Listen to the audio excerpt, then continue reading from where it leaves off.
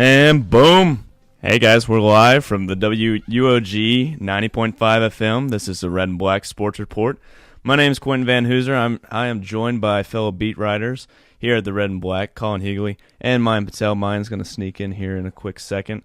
Well, first off, this is our first episode of the semester, first episode ever, really.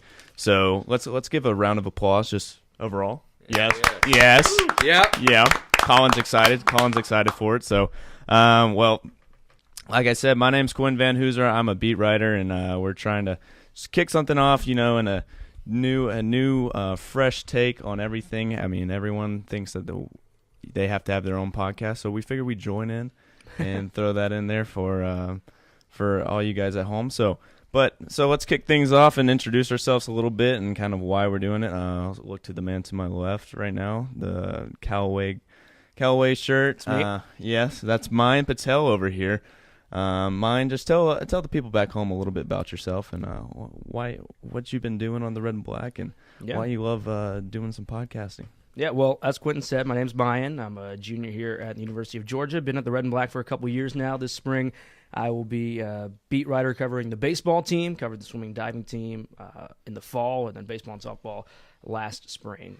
So really excited to get things going. I have a big interest in broadcast. I'm also involved here at the station, and so we kind of, Quentin and Collin back in the winter kind of pitched in and said, hey, let's get a radio show going. Figured why not, and glad they're letting me be involved and really pumped to get it going. And I'm sure Collin and Jed, who are two just veterans at the R&B, might mention this. But Red and Black's pretty unique. It's the only outlet that has beat writers assigned to every single Georgia sport. So if you want your equestrian news, go to redandblack.com/sports. If you want your baseball news, your basketball news, you can find it all. They're at pretty much, our writers are at every availability, and so it's a great source of content, and now we're just kind of trying to add to that, and so it should be a lot of fun. Yeah, Myan's over here name dropping all the beats that he's covered over the years. That's right, yeah. I have the privilege every single show, I think. I like the setup at least. My pure motivation is sitting across from me, the death stare of Collin Huguley over here. Collin is a sports editor this spring. He honestly puts the fear of God in everyone's eyes. It'll scare you. I mean, even with a Starbucks right there, I'm sure there's like a double shot of espresso going on. So just hot chocolate. I don't drink coffee. Just hot chocolate. Okay, all right. Well, ladies and gentlemen, Collin Huguley. Yeah, thank you.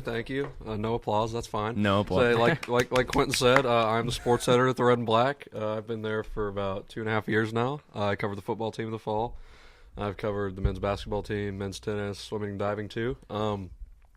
Quentin is the mastermind behind this whole radio show. I wanted to expand our content, our multimedia content, and he said him and mine could get us going with a radio show. So I'm really excited. This would be a good way for us to talk about Georgia sports and get some of our content out there too, and an alternative way for people to digest our takes. So I'm really excited. Yeah. Yeah, the biggest thing is the Red and Black for the most part has been kind of storytelling and writing, and we're trying now to get some YouTube. We'll shout out our YouTube later, of course, as everyone would expect us to do. But so, guys, I'd like to say and start it out with these are strange times. I don't know if you guys know that. Strange times right here. National champions go to the White House, eat Big Macs. Mm-hmm. Syracuse is beating #1 Duke. And I saw a poster last night as something to the extent of how UGA beat Tech, Tech beat Syracuse, Syracuse beat Duke. So in some way, UGA can beat Duke, right? That makes sense. No, not at all. Probably not. Anyway, well, coming up, yeah, that was bad. Anyway, so coming up after last night's 69-49 loss to Kentucky, that was the right score, yeah? Yep. Okay, good. Making sure. We have our first guest ever. I need a drum roll, please. Drum roll. Drum roll. I knew you were gonna. We've been in here 5 minutes. You're already beating on the desk. That's right. Good. I am. You hit the over, but not by much. That's what we're going for. Anyway, ladies and gentlemen, his name is Jed May. He is your men's basketball beat writer. He is the man, the myth, the legend, greatest writer of all time. It's not true. It's not true. Anyway, yeah. Jed, welcome to the show. Hey, everybody. Thanks for having me. Thanks for having me on. Do I get to introduce myself, too, or is that just for Collin? Yeah, go ahead. Okay, Introduce cool. I'll allow it. I'm not as good Jed's as the Collin, man. so Jed's the man. Talk about what's your biggest game that you ever covered for the Red and Black? Biggest game that I ever covered. So I've covered the football team the past 3 seasons. So last year, obviously, that includes the Rose Bowl and the National Championship. So I've got my Rose Bowl media gift pullover on under this because I've got PE after this and it's cold outside. But no, it's been great. I've covered football for the past 3 years. I covered the men's basketball team 2 years ago, and now I'm back on it this year because Collin told me if I didn't, he would fire me. It's been great. The Red and Black's been the place where I've developed into the writer that I am. I graduate in May, so maybe I'll get a job, maybe I won't. But either way, I've had a great time with the Red and Black. So sweet, man. Yeah, good to hear. So let's talk a little bit men's basketball, though.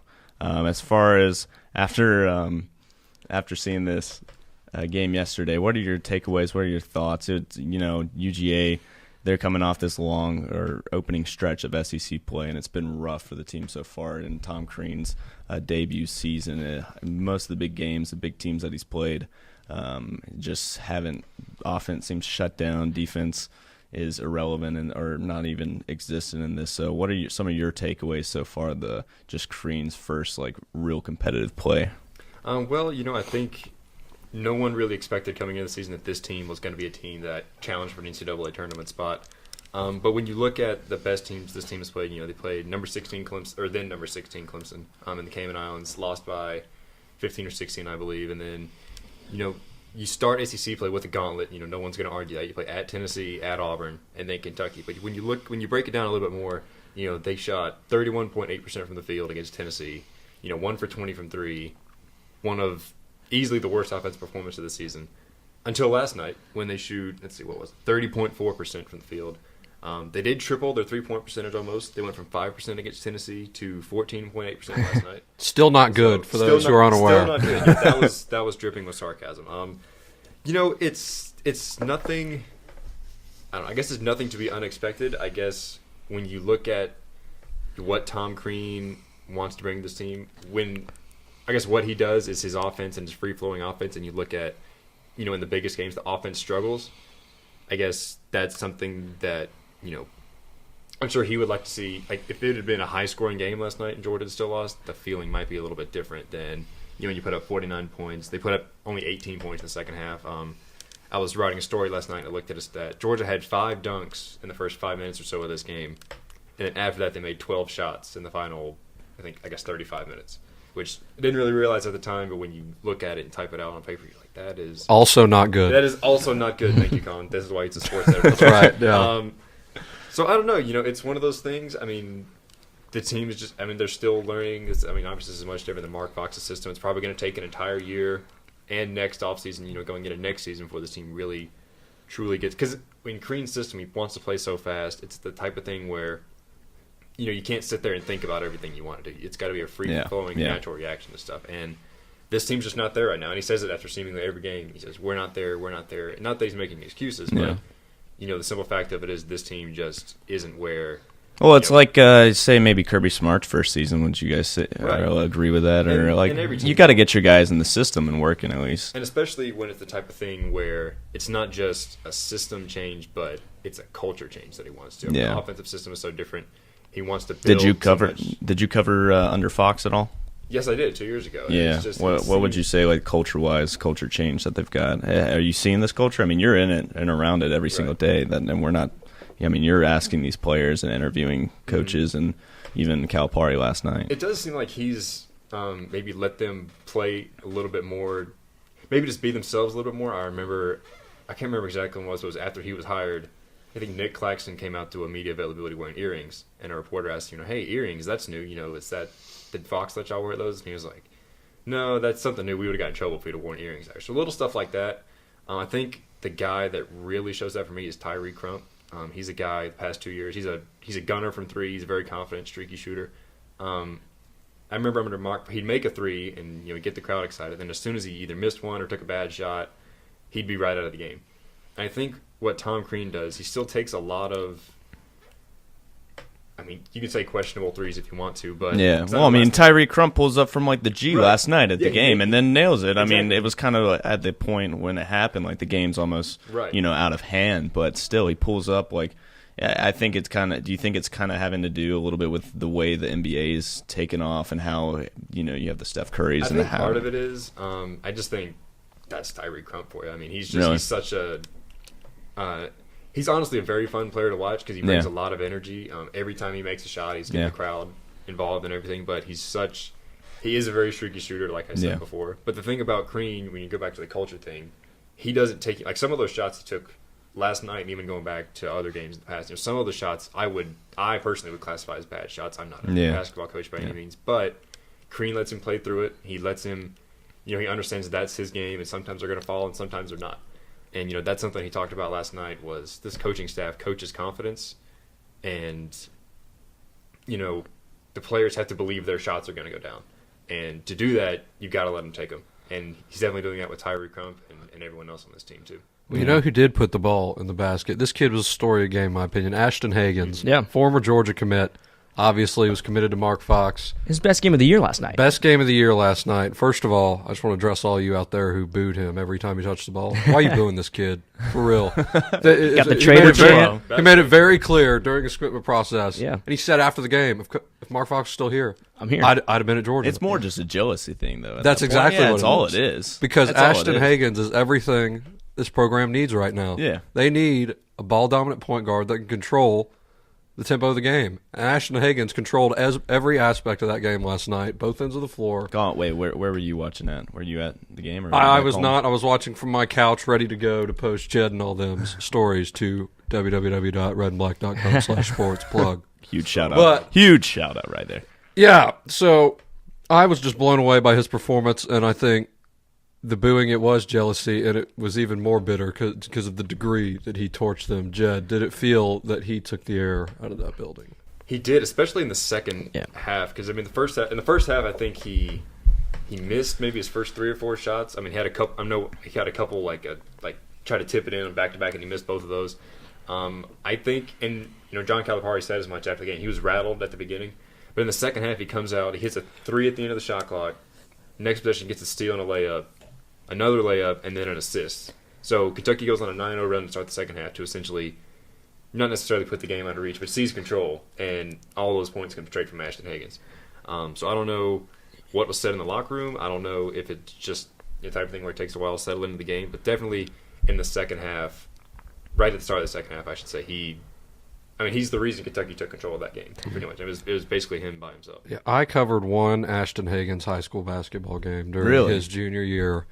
How'd you manage that? I've done some freelancing for the Gwinnett Daily Post, and he played shout out. He played at Newton. They played against Mountain View, yeah, and they lost in overtime. But he had a triple double, and I remember this was probably 2 or 3 weeks before he committed to Georgia, and I was watching him. I'm just like, and how effortlessly the triple double came. But again, I was just blown away by the intensity on defense. Every play, he was guarding the leading scorer for the other team, and he was always up on him, talking to him. I was watching him like, this kid is just nasty, ferocious, and that's still coming through even when he's not dropping effortless triple doubles and going behind the back and dunking on people like he was in that game. He's just, you can tell he cares and takes pride in his defense, and that's always been there, and that's what's propelled him to being Kentucky's lead guy. This is going to be a cliche. I felt the same way about Collin Sexton last year because I want that guy in my bunker. You see him out there, and he lights up everyone. He has made Kentucky a completely different team because they didn't look like a top 25 team 3 weeks ago. That's like testament to the recruiting for the one Collin Sexton goes to Alabama, and then now Hagans is now at Kentucky. I mean, for the guys in state and ability to recruit. Yeah, man. Well, Hagans ends up as the leading scorer last night. 23 points, leads everybody that played. But he was effective in all parts of the game. He finished with 5 rebounds, 4 of them were defensive rebounds, had 4 assists, and then 4 steals. And so he was getting it done, and they had a lot of transition points, especially when Georgia got a little sloppy in the second half, where Hagans would just take it and then either drive to the basket himself or dish it off for an easy layup. But Jed, I wanted to circle back with you about the shooting percentage, and you mentioned the 1 for 20 from 3 against Tennessee on the 5th, and then last night 4 for 27. Do you think that with Tom Crean's fast pace of play, where he's a little bit more lenient with the shots, that this is a team that is basically set up to take 25 to 30 three-pointers a game, and whether they make 5 or 15, Crean is going to go with his guys are eventually going to make him at some point, and that's going to help lead this team? Because you guys talked about Crump a little bit. First three-pointer he made, he pulled up from way behind the line, and it rattled in. And like you said, wasn't necessarily the smartest basketball shot to some bystanders, and then he comes down, Next possession, tries the same shot on the other side, ends up 1 for 6 from behind the line in the game. So to me, I see ultimate confidence in Tom Crean and his guys letting it go, and that he thinks that they'll eventually fall at some point. But it seems like that's a little bit of pressure for this Georgia team when you take 57 shots, I think, 27 of them are from behind the line.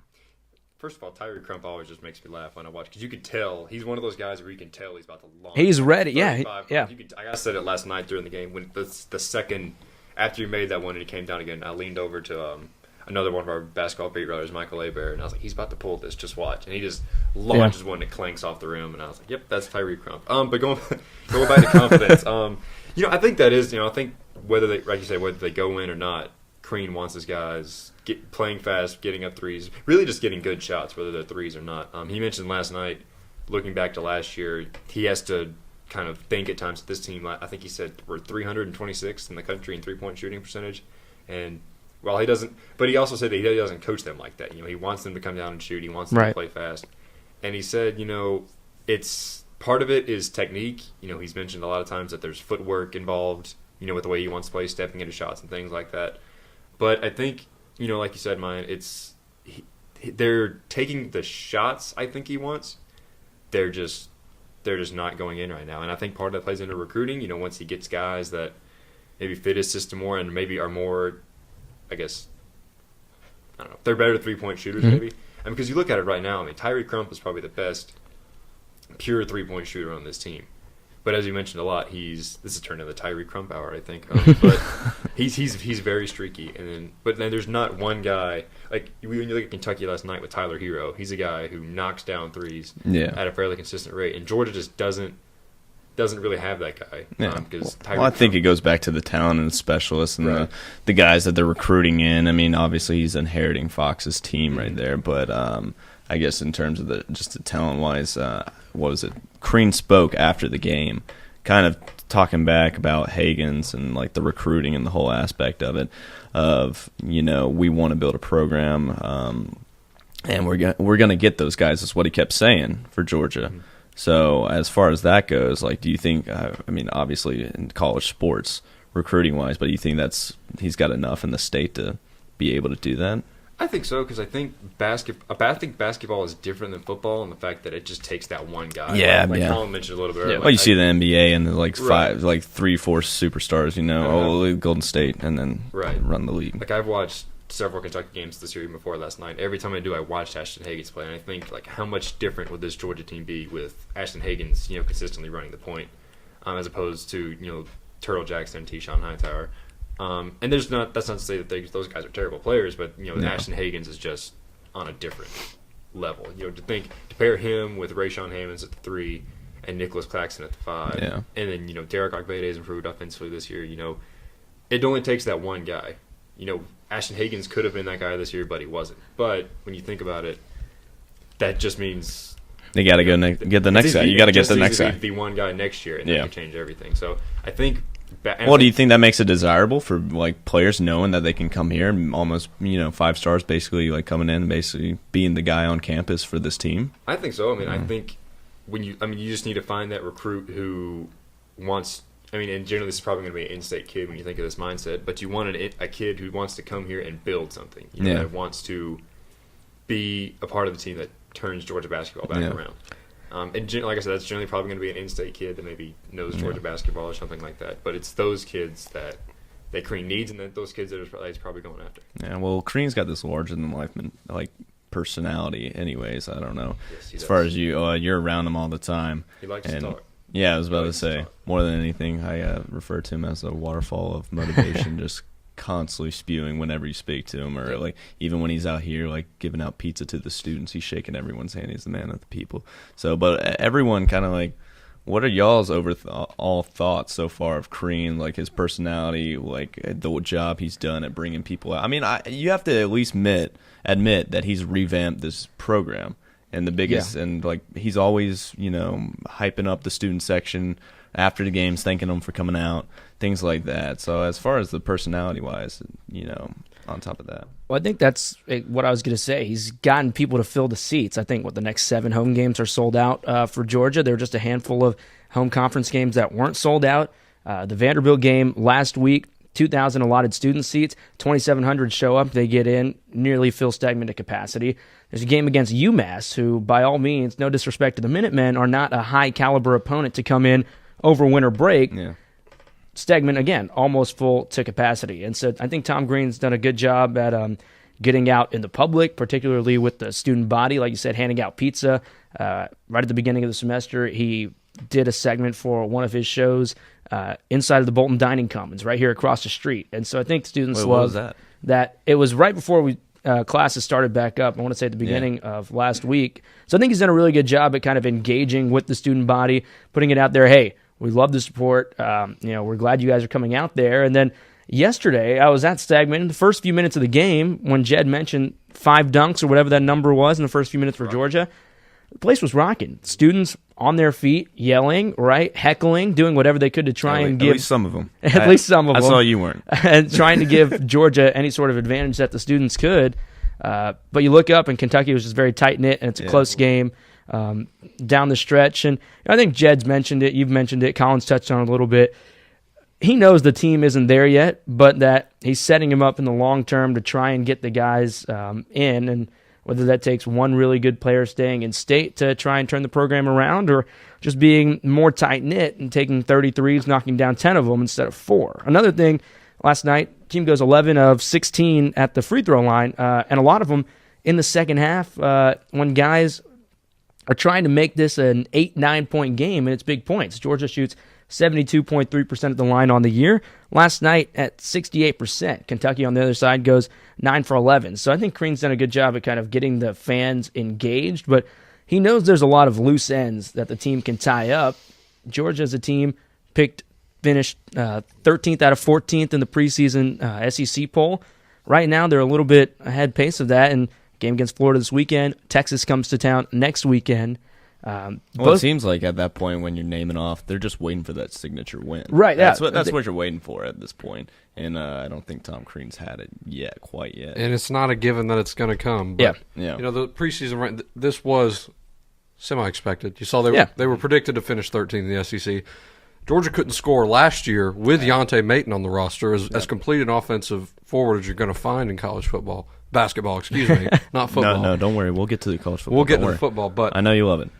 Yeah, so the offense was always going to be a struggle for this team, and it was going to take huge strides from young players for them to be a good offensive team. You've seen good strides from Rayshawn Hammonds and Nicholas Claxton. They're just not as consistent. So, yeah, those guys I think are going to be pivotal. Those type of guys where you see the tools, but they're not necessarily the blue chip talent. Those guys you've got to develop over the course of 3 and 4 years. So these 5-star guys, they don't stay most of the time. No, you can get them there, but they're one and done. You've seen that model at Vanderbilt with Bryce Drew, and what's Vanderbilt doing right now? They're not doing anything. Yeah.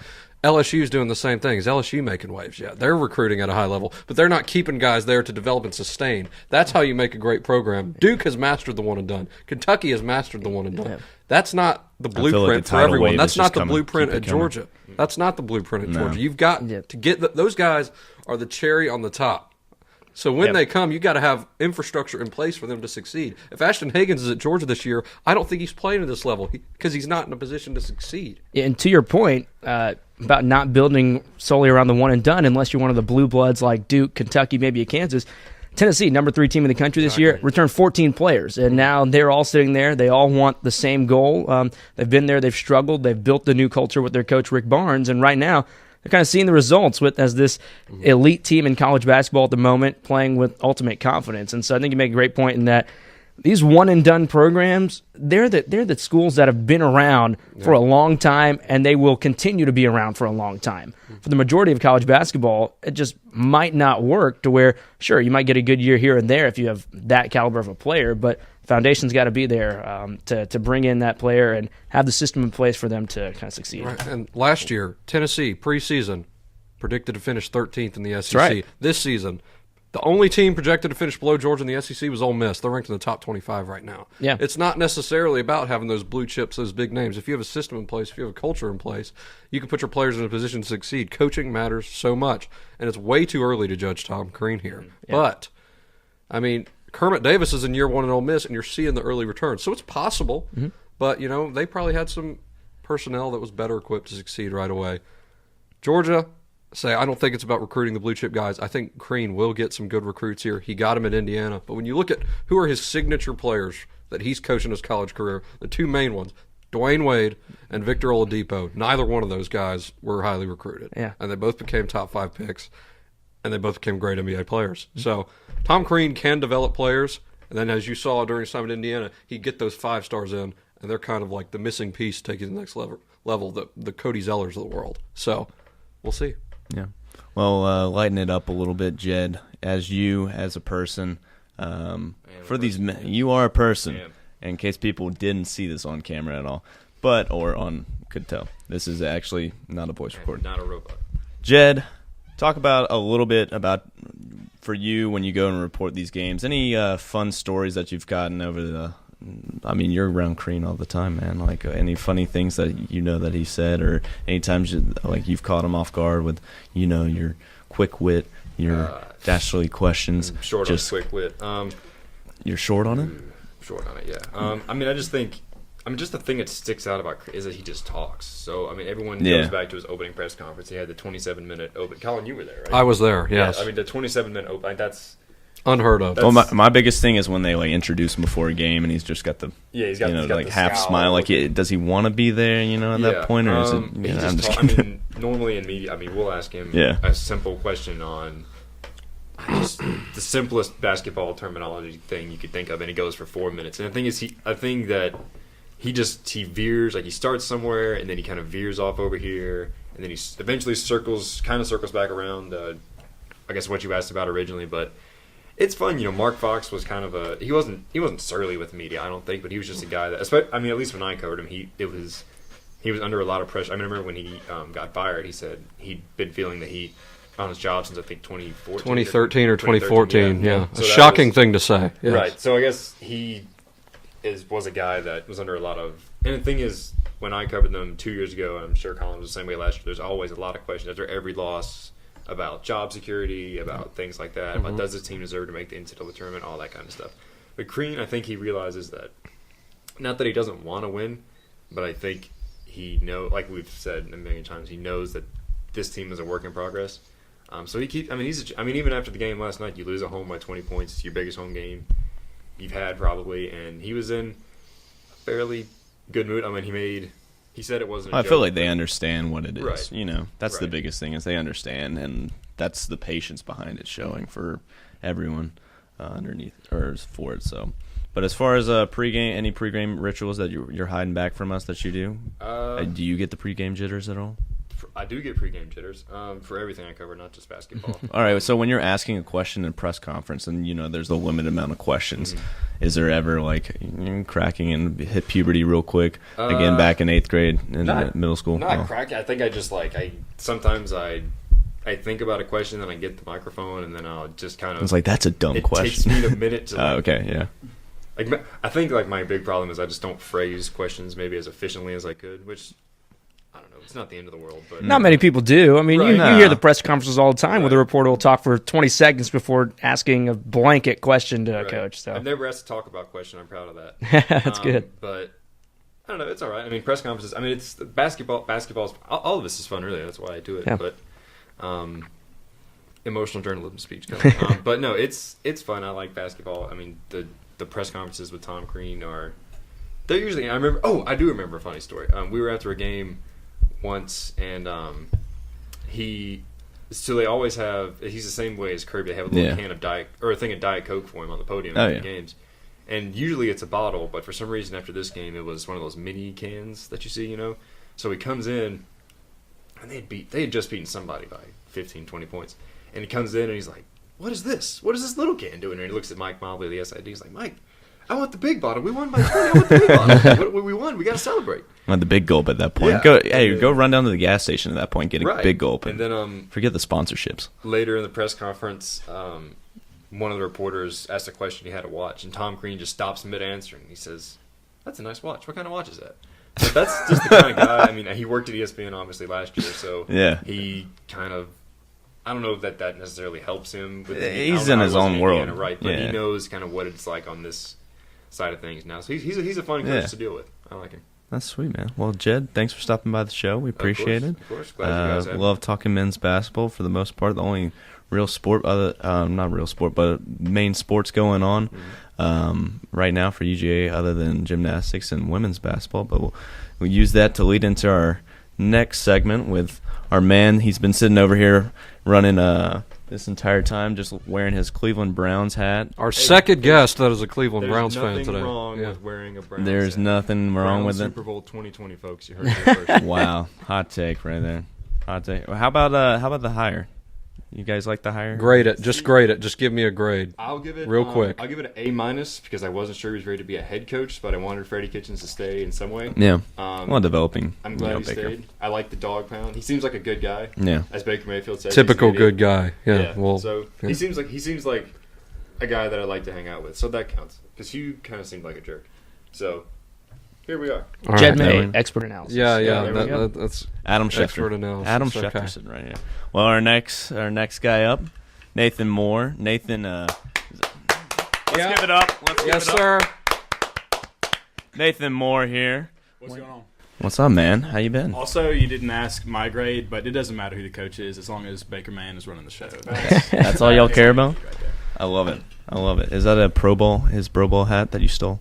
No, this hat from actually, the future. I'm actually really proud of this hat for reasons I'm about to explain. So Are we about to get emotional? This hat right before they drafted Mayfield, and I went to a store, and this was the year where they had all this weird, like you can see like the gold and the stuff on it, where like all the teams are kind of doing that theme. I was like, you know what, that's kind of a cool looking hat. And like, what are they 0-16? So I can get this and nobody will care. It's not bandwagon. So I figured hop on the bandwagon while it's empty and look. Because at it now. next year, Super Bowl bound at that point, man. Okay. Well, Nathan is our women's basketball beat writer, and he was one of who else is on there with you? We got Yash and Marshall White. Yeah. Legends right there. Legends in the making. Marshall Tumberland White. Marshall. Yes. Wow. That's a one. hell of a name right there. That is. Well, Nathan, thanks for. Yeah. Is that one of the FCC? It's good enough. Yeah, that's the thing with like the new rules now. The government shutdown. You know, Yeah, we could maybe say anything, but we're not going to touch that. We're going on 23, 24 days now. Loving it. Anyway, Nathan, thanks for joining the show. Glad to have you on and talking about, well, one basketball program isn't doing too hot or isn't having the best of seasons right now. Women's basketball just got the, big win on this, was it Sunday against number 13 Tennessee. What were your thoughts going into that game? And what was it, halftime? It gets to the point where they're down by 17 finally against the Big at home. And what were your thoughts covering it? So I will say I haven't been on the beat forever because this is my first season with the team. Yeah. But having been to a lot of basketball games in that stadium, I've never seen one quite like that, I have to say. I'll say they were down 17 at some point in the second quarter. I want to say there was about 5 minutes left, down 17. And Joni Taylor, the head coach, on the sideline just stomping around and very pregnant, for those of you that didn't know. So that's what's the most impressive part. She's wearing heels and everything, walking around, storming up. I mean, the same amount as Crean would, but Taja Cole, the starting point guard, after the game, the press conference said, like, I was worried she was going to go into labor. So it was something to behold, that game.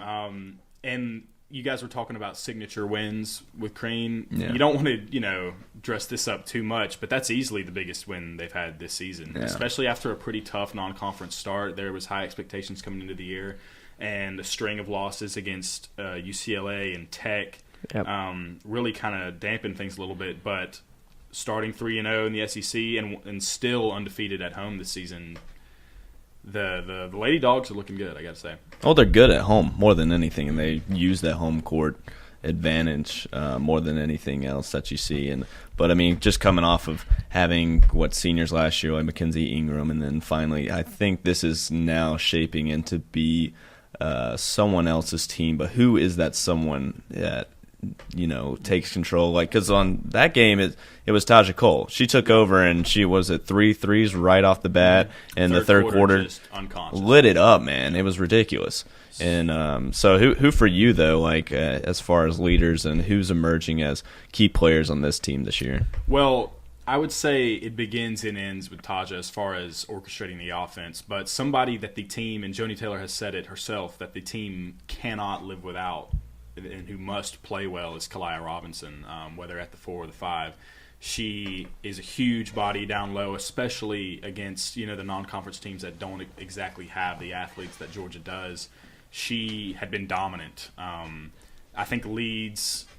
She's a big reason Georgia, up to the Tennessee game, not sure about exactly right now, Georgia led the country in blocked shots. Her, along with Jenna Stady, another huge body down low who's been coming off the bench and playing really well.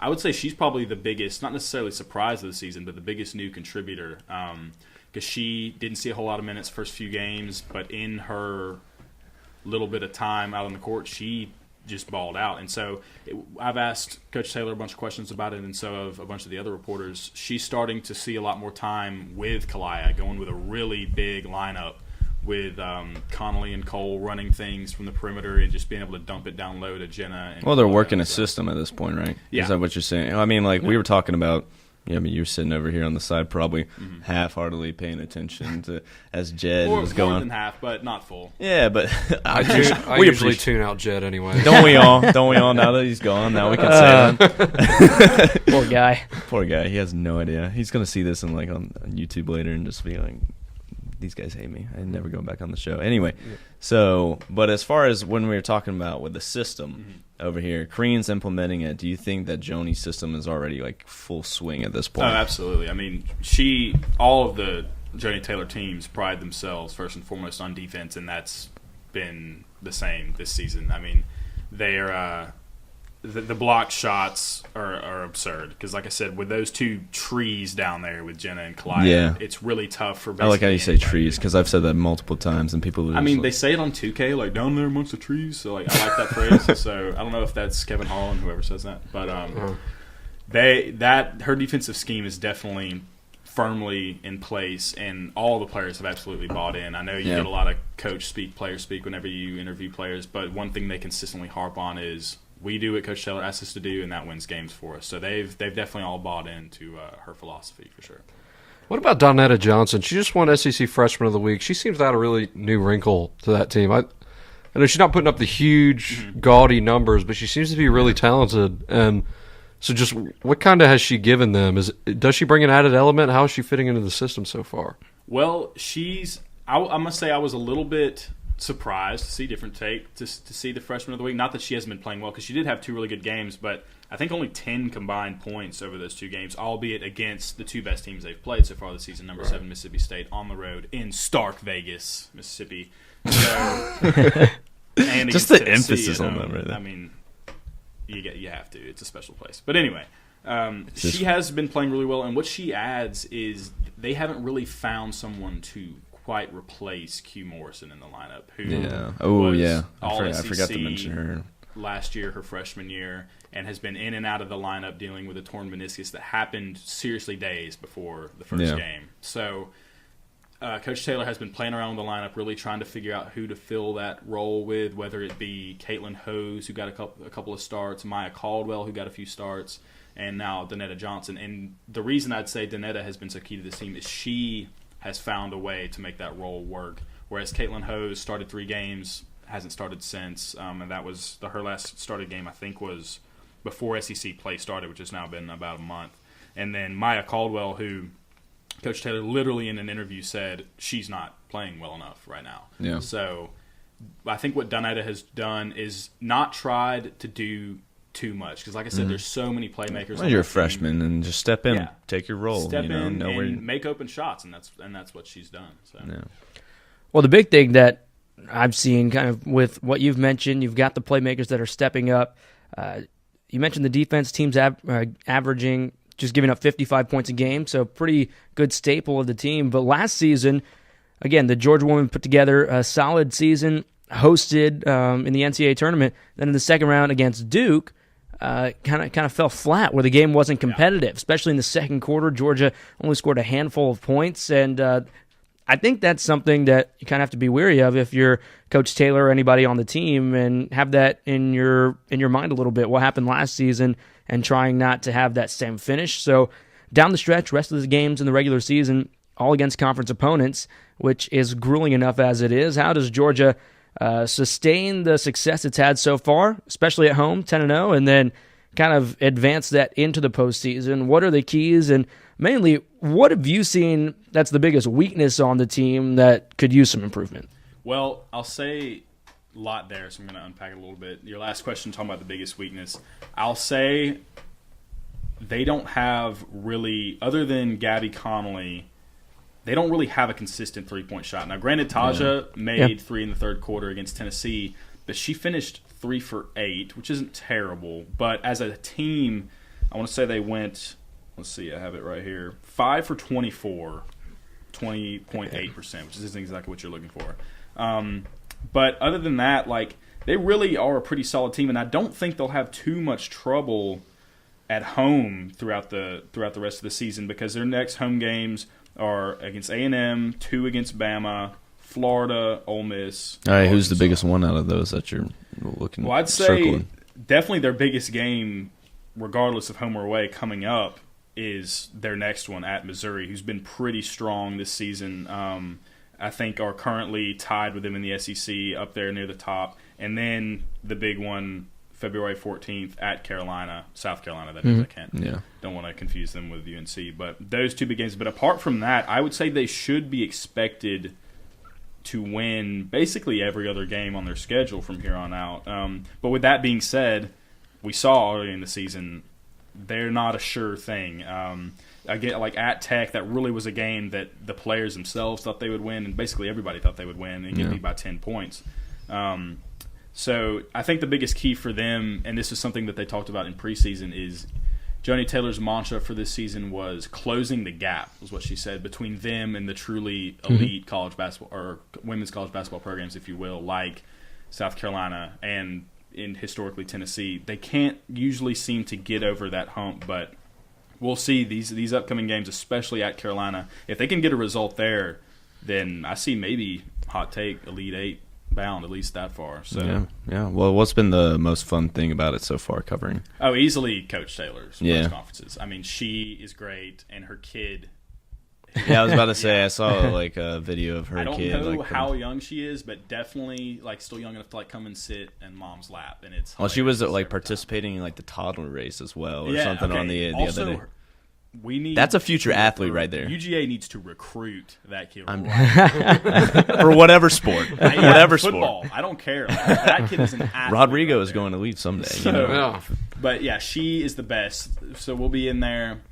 I can distinctly remember one press. I think it was after LSU. Was sitting in there, and her kid's sitting on her lap, and she has this chapstick in her hand. And I swear the whole thing was gone by the end, because she like puts it all over her mouth. I was thinking she was eating it or whatever. No. But it sits. Am I the only one then? I'm just kidding.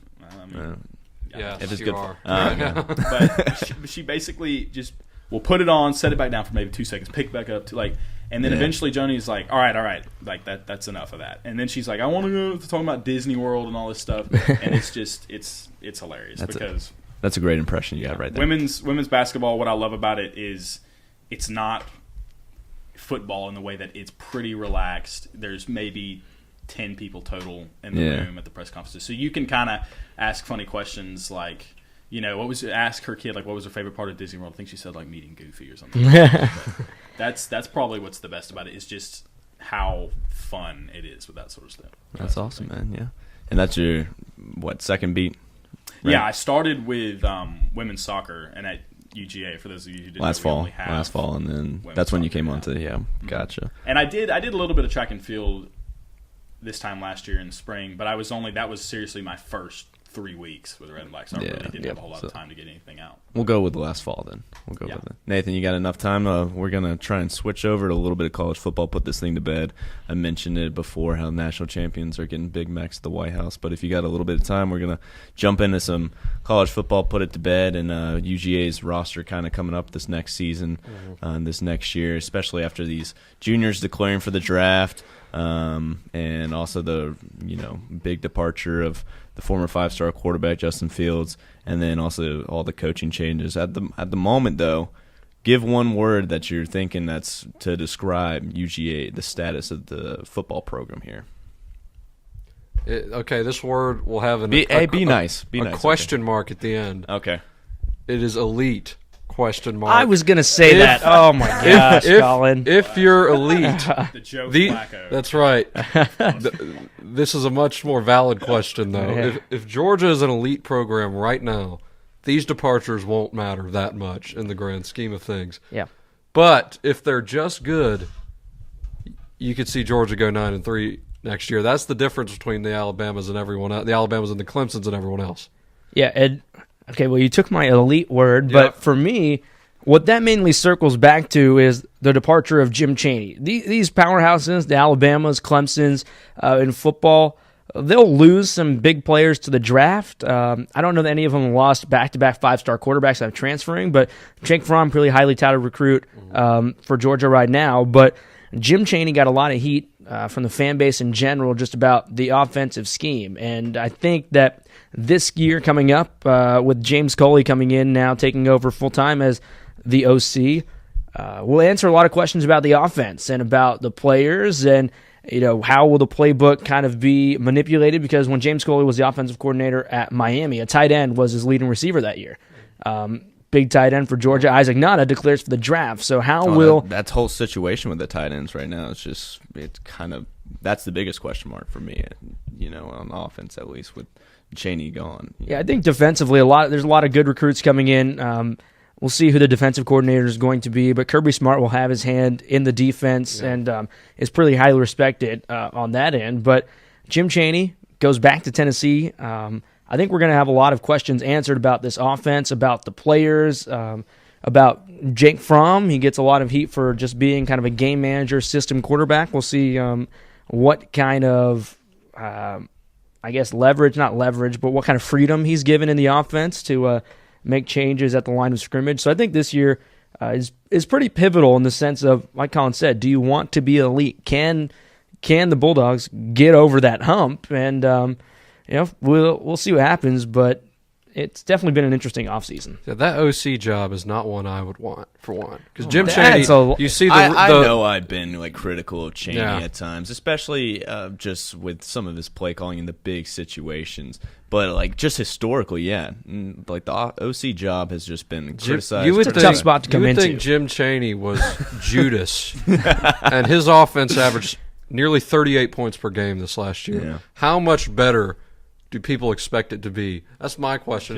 Win at LSU. You don't show up at LSU, but I mean, the offensive coordinator isn't the only issue there. Just a quick thing on the Chaney thing. I was in the library yesterday, and that floor where you can ride on all the walls, all the comfortable chairs in there, and written on there was Jim Chaney made money off the Iraq War. If that doesn't say what people think. I think that's a perfect encapsulation, Nathan. But I think Jim Chaney's a solid OC.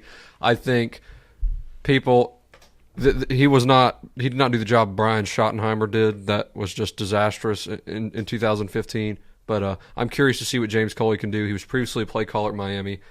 There was mixed results. Are you hopeful for him? Are you at least hopeful for him? But yeah, Miami's program was just kind of not doing great as a whole when he was there. But he did have success working with the quarterback. Brad Kaya had early success in his career. So I think this is a really good move in terms of continuity for Jake Fromm. So I think Coley is a solid hire. I don't think he's going to be I don't think there's a ton of downside to the Coley hire. Yeah. We'll see how much upside there is. I do think it is safe. Yeah, you have to go with the guy in house. Yeah, I agree, and I think that the thing with both Jim Chaney and now with Coley, the weapons are there, and that's not in question. The weapons are there. Sure, you lose Elijah Holyfield, but Zamir White is projected to come back healthy and basically be a brand new recruit because he hasn't played a snap for Georgia yet. DeAndre Swift's still there. Some other good offensive recruits are coming in. Yeah. So James Coley has the playmakers there, and I think the biggest question, what the fan base wants to see, is how will he utilize them. And Collin, you made a good point. The offense averaged 38 a game last season, but I think a lot of people maybe got tired of it being repetitive or just knowing with Justin Fields and how he is different from Jake Fromm and trying to utilize a few different things. But the offense was still pretty good enough to win the SEC East, to lead 95+% of the SEC championship game, and then in the Sugar Bowl, a poor showing. But the weapons are there. The big thing is how you're going to use them, and I think you summed it all up with that word, elite, with a question mark at the end. This is going to be kind of a test because the elite programs bounce back. Nick Saban lost his entire offensive staff this year, but I don't think anybody's questioning where Alabama will be next season. Yeah. All right, closing remarks for Nathan. You got anything else on this? Go to class, so you got students first. Love it. Student journalist. Student journalist. Absolutely. I don't know. I had all this time to think about what I was going to say, and I actually have nothing. So higher, good, bad, grade, like you gave with the Freddie Kitchens. Yeah, grade it, then go. Just give us a grade. Grade it and go. James Coley is OC. What's your grade? On the Zell Miller scale, I think, since it's like not plus minus, I'll give him an A, but I think it's going to be an A minus.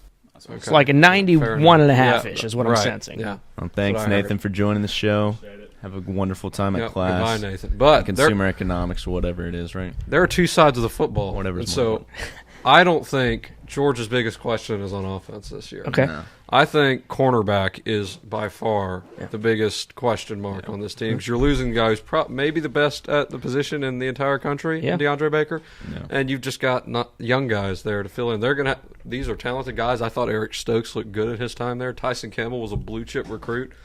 But, it's not going to be a seamless transition replacing DeAndre Baker. But if it is, then, that Georgia defense, I don't think we'll have many holes. Because I think that front seven wasn't a seamless transition for replacing Roquan this year, and you saw that effect. So, nowhere close, Yeah, but, I think the secondary play, obviously he was the leader of the secondary, but I think that I don't think it'll be as big of a drop-off as you saw with Roquan right there leading the middle of the pack. But who's emerging, and while you're looking at this recruiting class, who are you excited to watch every Saturday and between the hedges? The easy answer is Nolan Smith because he was the number one player in the 247 Sports Composite. I mean, the guy's just a freak, so I'll pick someone else. Yeah. I would say the guy I'm most interested in seeing is probably a guy that fills a need because maybe I'm just more interested in seeing because this guy maybe has a better chance of being on the field early. Mm-hmm. Yeah. But Dominic Blaylock, the wide receiver. Yeah. Well, he lit it up in the Under Armour. It did light it up, yeah. And I know maybe a lot of Georgia fans were disappointed in not getting Jaden Hazelwood. Yeah. But Dominic Blaylock is a stud, man. He doesn't have the flashy size that Hazelwood did. But that guy can just play. He's a great route runner. You can put him in the slot. He's versatile. He's got good hands. So I expect him to see the field some. Maybe he won't start. I know it's hard to break through as a freshman, especially maybe at receiver. There has been a long line there at Georgia, but maybe with the draft departures, that opens the door for him. So I'm interested to see what he can do.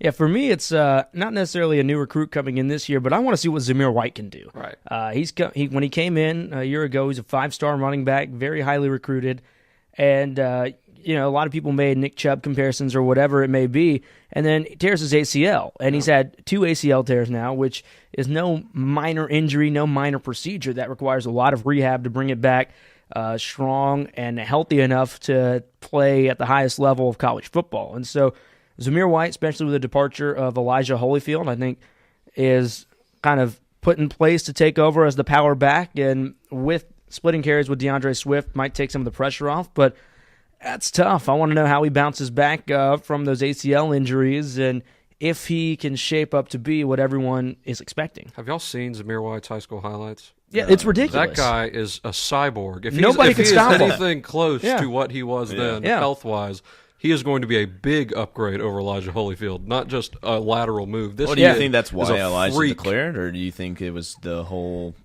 situation surrounding Chaney? I think Elijah Holyfield just wanted to go make money, and I'm not gonna fault anyone for that. I think he's gonna get drafted. I think he's a very good back. Me saying Zamir White could be an upgrade is no knock on Elijah Holyfield. He was really, really good this year. I was really impressed with him. Mm-hmm. I didn't realize how fast he was. Yeah, I just think Zamir is generational. He is when he was coming out of high school, he was considered maybe the best running back prospect of the last 3 or 4 years coming in. But so if it's hard to come back from 2 ACL tears, but if he's anything close, man, to what he was in high school, this guy's going to be he's going to be another face on the Mount Rushmore of RBU. This guy was an animal, so we'll see. I guess I know what I'm looking up after the show then. It's some Zamir White highlights. But as far as we're talking about the league and Bulldogs headed to the league, how about Bulldogs in the league right now? We'll wrap it up a little bit, kind of find a way to wrap in some NFL playoffs in this. As far as when it comes down to it, this upcoming weekend and then the Super Bowl in February, what are some of out of the 4 teams remaining with? They all got former Bulldogs on them. Who is the former Bulldog most likely to get a Super Bowl ring? Well, Sony Michel had 3 touchdowns this past weekend and rushed for over 100. And I think he's got Tom Brady as his quarterback, who's a pretty good bet this time of the year, but they've got a tough game coming up. So I really am looking towards Benjamin Watson and the New Orleans Saints. I think they've got a lot of great weapons. Drew Brees, I think, is very undervalued by a lot of people in terms of just a phenomenal, elite Hall of Fame quarterback. The Saints playing at home in the Superdome this weekend. They've got some other great weapons out of the backfield. Michael Thomas at receiver. And they've done a good job at implementing Watson into the passing game and being able to spread the ball out. I think with Ben Watson, having guys like Michael Thomas on his team or Kamara out of the backfield maybe tends to draw more defenders in their direction. So Watson is able to slip out, especially in the red zone. And he's a big target. He's announced that he's retiring at the end of the year. And so I don't know. I just think it's tough for me to envision the Saints losing at home with the chance to go to the Super Bowl with Drew Brees as their quarterback. And so the Saints hosting Todd Gurley, though. Very true. And you don't like Todd Gurley's chances with it? I like Todd Gurley's chances of having a good game. I just think that between the Rams and the Saints, they played once this year. The Saints already won that game. And I don't know. I think the Saints, even though they're the number 1 seed, kind of have this chip on their shoulder because they're not the new, fresh team that brings something new. You've got Tom Brady and Bill Belichick, who have 5 rings. You've got Patrick Mahomes, who is taking the league by storm. And then you've got Sean McVay and the high-flying LA Rams. Yeah. The Saints, they're the 1 seed, but it seems like they're getting a little bit overlooked in that, it's hard to go in the Superdome, but people are just kind of taking it as a foregone conclusion, at least in the more general fan base of the NFL, and that the Saints are, they're just a good, solid football team that aren't necessarily bringing anything over-the-top special to the table, and I think that's putting a chip on their shoulder. They're going to come out as if they have nothing to lose and reap the benefits. Falcons fans, your nightmares have come true because 2 years ago you blow the lead in the Super Bowl. In case anyone, but you're pointing 2 years ahead. Yeah, the Super Bowl's in Atlanta. That's the year for the Falcons. SI picks you to win the Super Bowl preseason, and my prediction is you're going to get a Saints-Patriots Super Bowl, and that is probably, if you're a Falcons fan, your worst possible scenario. City might just implode. I also like the Saints to win the Super Bowl. I think they're the best team. I think this is their year. Do you think they burn down the brand new dome? I think they burned down Flowery Branch on their way there. I think Ben Watson's getting a Super Bowl ring. I'm talking Atlanta fan. I think they're going to beat Tom Brady. As good as Pat Mahomes is, I just feel like as good as the Patriots looked, as good as Tom Brady looked last week, they're not losing. Yeah. So Saints, Patriots, Falcons fans, just I hope you got a box of tissues next to your bed because this is your nightmare come true. So you're saying Sony Michel, David Andrews, and Isaiah Wynn, those are your former Bulldogs to get a ring? Is that what you're saying? No, I'm saying the Saints are going to win the Super Bowl, but the Patriots are going to beat the Chiefs. Okay, so you're getting the Saints-Patriots Super Bowl. I think the Saints are the best team, but there we go. Well, guys, thanks for tuning in. Be sure to check us out on our YouTube channel, Red and Black Sports. We'll be uploading this as a podcast, breaking it up a little bit, dissecting segment by segment, so you can tune in if you missed any of it. We'll have that on SoundCloud and iTunes, podcasting as well. But thanks for tuning in, and Pick up your copy of the Red and Black on campus tomorrow. thank you. Yeah, there we go. See you.